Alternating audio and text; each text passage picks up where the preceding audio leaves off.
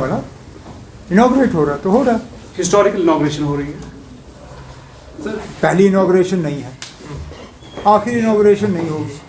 इससे पहले भी बहुत चीज़ें इनॉग्रेट हुई हैं, इसके बाद भी बहुत चीज़ें इनॉग्रेट होंगी। आप अगर इसमें सियासत लाना चाहेंगे तो वो आपका फैसला है। मैं तो सियासत से हट के बात कर रहा हूँ। ठीक है ना, मंदिर बना, मंदिर की इनॉग्रेशन हो रही है, मामला खत्म। पॉलिटिसाइज कौन कर रही है इस चीज़ को? कोई नहीं, आप कर रहे हैं ना, मुझसे सवाल करके आप पॉलिटिक्स कर रहे हैं। आप पॉलिटिकल जवाब चाहते हैं मुझसे, मैं आपको पॉलिटिकल जवाब दूंगा नहीं। इनॉग्रेशन है, खत्म। सर, आपने जाने से पहले आपने एक ट्वीट किया था, उसमें नहीं, बहुत मीटिंग थी, उसमें आपने बताया था कि वहां से आने के बाद थोड़ा सा मुझे एनर्जेटिक होने दीजिए। वो क्या था? थोड़ा सा कुछ नहीं ना, क्या था,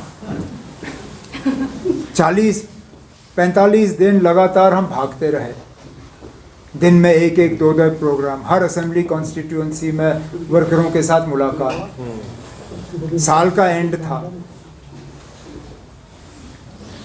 छुट्टी मनाने निकला, मनाई छुट्टी, वापस आ गया, अब आपसे मुलाकात कर रहा हूँ, और क्या था।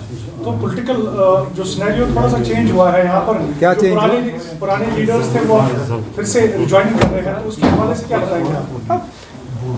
जिस लीडर के हवाले से आप बात कर रहे हैं, पहले तो उन्होंने खुद कहा कि मैं कहीं गया ही नहीं था, और जिस पार्टी को छोड़ने की बात की जा रही थी उस पार्टी ने भी कहा कि इन्होंने कभी हमें ज्वाइन नहीं किया। तो अगर उन्होंने किसी पार्टी को छोड़ा नहीं था और किसी पार्टी को ज्वाइन नहीं किया था तो फिर ये घर वापसी थी ही नहीं।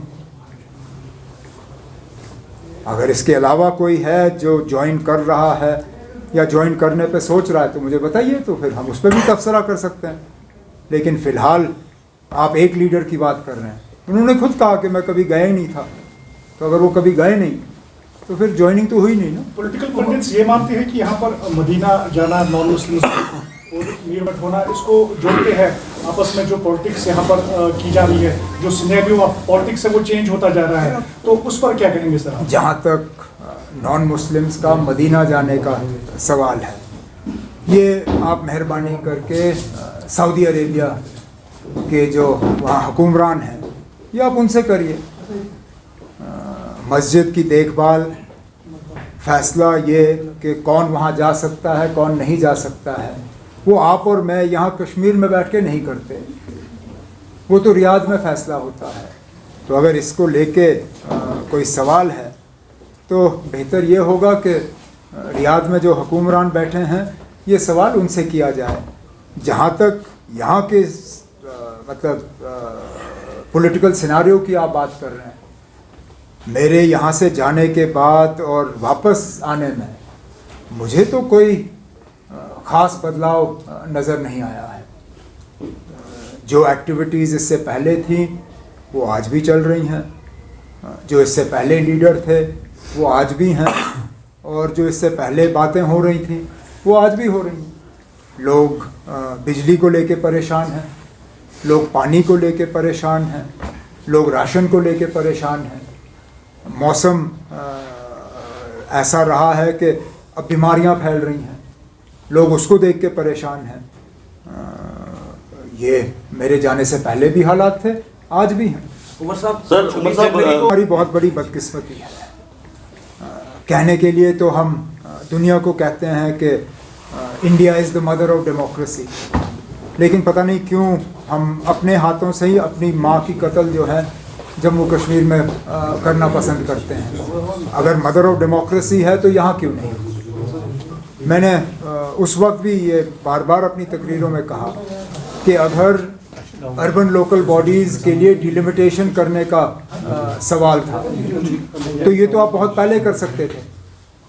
डिलिमिटेशन का फ़ैसला इलेक्टेड बॉडीज़ का ख़त्म होने के बाद क्यों लिया गया, इस पर कोई जवाब नहीं। आपकी पंचायतें ख़त्म हुई, आपको पहले ही से ही पता था कि पंचायतों का टर्म 5 साल का है। क्या 4.5 साल के बाद आप इलेक्शन का प्रोसेस शुरू नहीं कर सकते थे? अगर इसमें भी आपको नए सिरे से डिलिमिटेशन करने की ज़रूरत पड़ी तो 6 महीने पहले डिलिमिटेशन करते। एक एक करके, पहले तो आपने असेंबली ख़त्म किया, फिर आपने अर्बन लोकल बॉडीज़ ख़त्म किए, अब आपने पंचायतें ख़त्म की। या फ़िलहाल तो हमें लगता है कि पार्लियामेंट का इलेक्शन कराना इनका यहाँ इनकी मजबूरी है। और कितने अफसोस की बात कि असेंबली इलेक्शन पे भी सुप्रीम कोर्ट को हिदायत देनी पड़ी। मैं तो कहता हूँ कि हमारे इलेक्शन कमीशन को शर्म के मारे अपने सिर जो है झुकाने चाहिए, उनको लोगों से माफ़ी मांगनी चाहिए कि जो फैसला उनको खुद करना था वो फैसला अब सुप्रीम कोर्ट के ज़रिए किया जा रहा है। यहाँ इलेक्शन कराने का फैसला इलेक्शन कमीशन का है, जिसमें मदद मरकज़ की हुकूमत को करना है, लेकिन बदकिस्मती से दोनों ने हाथ अपने ऊपर किए और सुप्रीम कोर्ट को इसमें फिर आके इलेक्शन का अनाउंस करना पड़ा कि 31 सितंबर से पहले यहाँ असेंबली के इलेक्शन होने चाहिए। अब पार्लियामेंट की हम तैयारी कर रहे हैं, असेंबली का जब होगा तो उसकी भी हम तैयारी करेंगे। एक एक करके ना, मैं कहीं भाग नहीं रहा हूँ। Sir, I have a question regarding parliamentary elections. Would you be contesting this time? National Conference has not yet sat down to finalize its candidates. I have not had the opportunity to discuss this or any other candidature with colleagues in the party. Once the process of discussing starts, then we'll see who are the best candidates that can be fielded from all the concerned constituencies. For me, first and foremost would be that Farooq Saab fights. We would not have a situation where both Farooq Saab and I would go to Parliament at the same time. Should a situation arise where Farooq Saab steps back from this forthcoming Parliament election, then we'll see what the party chooses to do. But it's not a conversation that we've had in the party yet. 26 जनवरी को sir cultural टेबुलाई जो seat sharing NDA alliance Jammu and Kashmir, क्या मैं फिर से पूछिए? जैसे बाकी states में इंडिया अलायंस सीट शेयरिंग कर दिया पार्लियामेंट के लिए, जम्मू कश्मीर में भी वो चल रहा है कुछ? अब फिलहाल तो कोई बात हुई नहीं है, बात होगी तो हम ज़रूर बात करेंगे। हम इंडिया अलायंस के मतलब हिस्सेदार हैं, लेकिन कुल मिला के अगर लद्दाख को जोड़ के भी हमारी 6 सीटें हैं। मुझे नहीं लगता हमें 10-15 मिनट से ज़्यादा लगेगा अपना फैसला करने पे। 6 सीटों में अब 10 मिनट, मैं कहता हूँ 10 मिनट भी बहुत है, हम तो 5 मिनट में ये कंप्लीट कर सकते हैं। मैं तो चाहूँगा कि जहाँ से सीट मिलने की उम्मीद हम रख रहे हैं, यूपी, वेस्ट बंगाल, महाराष्ट्र, बिहार, पंजाब, दिल्ली, तमिलनाडु, केरला, यहाँ पे थोड़ा सा वो सीट शेयरिंग की जो हरकतें हैं उनमें तेज़ी लाएं। हमारी 6 सीटों पे जैसे मैंने आपसे कहा हमें 10 मिनट लगेंगे, हम तो वो कभी भी कर सकते हैं। उमर साहब, पावर प्रोजेक्ट राम जन्मभूमि इन्विटेशन मिलेगी तो उमर साहब जाएंगे?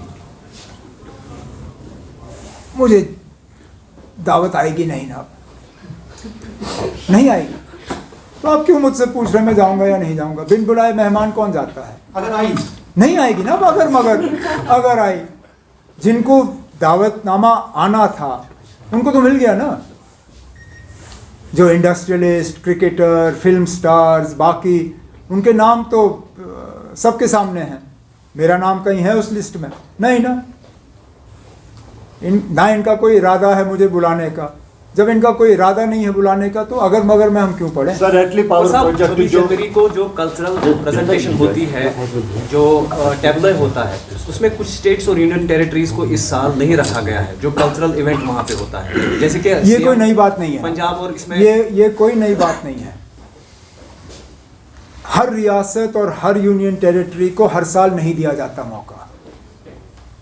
इसमें मरकज़ी हुकूमत जो है वो चूज़ करती है किसको देना है और इसको नहीं देना है। अगर आपका सवाल ये है कि सिर्फ अपोजिशन स्टेट्स जो हैं उनको इससे बाहर रखा गया तो मैं कहूँगा कि ये बदकिस्मती है। ये 26 जनवरी जो है ये बीजेपी का प्रोग्राम नहीं है, ये मरकज़ी हुकूमत का प्रोग्राम नहीं है, ये पूरे मुल्क का है। हाँ बेशक आप हर रियासत को हर साल मौका नहीं दे सकते हो, लेकिन सिर्फ अपोजिशन पार्टीज़ की हुकूमतों जो हैं उनको यहाँ से बाहर रखना, इस पे दोबारा सोचने की ज़रूरत है। सर, रैटली पावर प्रोजेक्ट जो राजस्थान को 40 साल के लिए ये एग्रीमेंट किया गया, सर उसके हवाले से थोड़ा सा जाने चाहिए। ये सीधा सीधा हमारे साथ लूट है, और क्या करें। प्रोजेक्ट हमारा, पानी हमारा, बिजली हमारी। अगर यहाँ पे हम लोगों को 24 घंटे बिजली हफ्ते के 7 दिन फराहम कर रहे होते तो मुझे कोई एतराज़ नहीं होता। राजस्थान क्या, आप तमिलनाडु और मालदीव्स तक ये बिजली पहुँचाओ, मुझे फ़र्क नहीं पड़ता। लेकिन हमारे लोग आज बिजली के लिए तरस रहे हैं। सख्ती में आप कोई हमारे साथ मतलब कोई रहम नहीं करते हो। जब आपको मीटर लगाने होते हैं तो आप हमारे घरों पे वो स्मार्ट मीटर जिसको आप कहते हो, जहाँ पहले पैसा भरना होता है फिर बिजली आए ना आए वो दूसरी बात है, वो मीटर लगाने में आप पीछे नहीं रहते हो, लेकिन बिजली आप फराहम नहीं करते। करिए, कोई बात नहीं, असेंबली इलेक्शन हो जाए, मैं देखता हूँ आप किस तरह हम इसको आगे चलाएंगे। सुप्रीम कोर्ट तक क्यों ना हमें जाना पड़े, ये बिजली राजस्थान नहीं पहुंचेगी। उमर साहब, अगर बिजली की बात करें, रुपये चढ़ाया जाता है हर, उसके बारे में क्या? वही तो मैं कह रहा हूं ना, सख्ती में इन्होंने कोई कसर बाकी रखी? बिल टाइम पे, स्मार्ट मीटर, तमाम तरीकों से मतलब वो तंग करते हैं। लेकिन जब हम अपने पावर हाउस की बिजली हासिल करने की उम्मीद रखते हैं तो हमें पता चलता है कि वो भी 40 साल। ये मैं पहली बार सुन रहा हूं कि 40 साल, अभी तक तो 15-20 साल का होता था। ये 40 साल कहां से? ये हम नहीं होने देंगे ना, ये नहीं होगा। मैं आपसे अभी भी कह रहा हूं, इलेक्शन हो जाए, हुकूमत बनेगी, राजस्थान को ये बिजली नहीं पहुंचेगी। So one last question. So अभी जैसे INC is filing a review petition in SC today regarding application of Article 370. So do you intend to file a review petition? No, if one review petition is filed, then the case is being reviewed. Then we will take a view whether we associate ourselves with it or not. As long as the decision, as long as the judgment is being reviewed, or a petition is being filed for its review, then the process has started. Once the process starts, then it's fine. Please remember, even with the original challenge to 370, what they did on 5th August 2019, we were at the forefront of it. Others joined later. In fact, those parties that weren't even part of the original petition, even they came forward and argued their case. People like Muzaffar Beg Saab, who took a completely different view in the Prime Minister's all-party meeting, and then took a completely different view in the Supreme Court. So I don't see why we have to decide now. We will take a decision going ahead, but as I said, so long as there is a party that is challenging the judgment of the Supreme Court, the process starts. Then those of us who want to identify ourselves how with it do you later. see the growing differences between the Maldives and India? And now the Growing differences between Maldives and India. Maldives president of seek help from the Chinese, counterpart. How do you see this relation between the Maldives and India? जहाँ तक मालदीव्स किस मुल्क के साथ किस तरह के ताल्लुकात रखना पसंद करती है, वो मालदीव्स का अपना फैसला है। लेकिन जहाँ तक मालदीव्स के कुछ मिनिस्टरों ने हमारे मुल्क के वज़ीर आज़म साहब के बारे में जो अल्फाज इस्तेमाल किए, वो सरासर गलत थे। जो यहाँ से इस मुल्क से जो टूरिस्ट जाते हैं, जो उनके बारे में कहा, वो गलत है। चीन के साथ आपके ताल्लुकात जैसे भी हों वो ठीक है, लेकिन हमारे मतलब इस मुल्क के वज़ीर आज़म या यहाँ से जो टूरिस्ट जाते हैं उनको इंसल्ट करना, इसकी कोई ज़रूरत नहीं थी।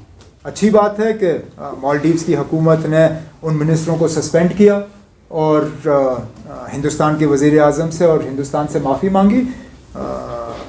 हम तो यही उम्मीद करेंगे कि पड़ोसियों के साथ, क्योंकि ये वाजपेयी साहब ने कहा था कि हम दोस्त बदल सकते हैं, पड़ोसी बदल नहीं सकते। हमने बार बार जोर दिया है कि पड़ोसियों के साथ ताल्लुकात जो हैं अच्छे रहने चाहिए, चाहे वो मालदीव्स हो, नेपाल हो, भूटान हो, बांग्लादेश हो, श्रीलंका हो, पाकिस्तान हो, अफ़गानिस्तान हो। ये हमारे हमसाई मुल्क हैं और हम चाहते हैं कि ताल्लुकात अच्छे रहें। ठीक।